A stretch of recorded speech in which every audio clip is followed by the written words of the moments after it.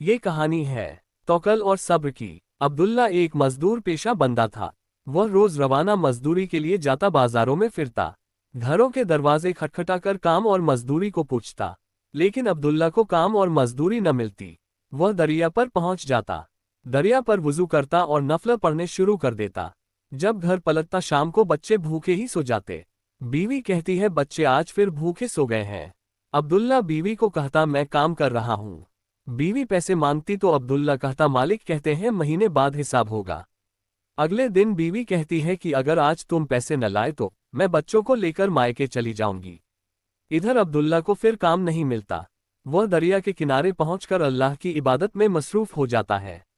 शाम होती है तो उसे बीवी के लिए हुए अल्फाज याद आते हैं। वह दरिया के किनारे से रेत डाल लेता है अपने कपड़े में। रेत डालते वक्त उसकी आंखों को ऐसे लगता है कि वह आग भर रहा है, पर दिल उसका अल्लाह पाक पर तौकल पर मजबूत होता है। वह घर पहुंचता है, पूरा घर रोशनियों से भरा होता है। घर मजेदार खानों की खुशबू में रचा बसा होता है और घर के कोने कोने में अनाज भरा होता है। बीवी से पूछता है ये कहाँ से आया। बीवी कहती है आपके मालिक के बंदे आए थे, बोरियां भर भर कर अजनास की और बहुत सा पैसा देकर गए हैं, और कह रहे थे अब्दुल्ला के काम से हम खुश हैं। साथ ही बीवी बोलती है ये तुम्हारे साफे में क्या है। वह छिपाता है कि कुछ नहीं, लेकिन बीवी छीनना चाहती है और कपड़ा खुल जाता है।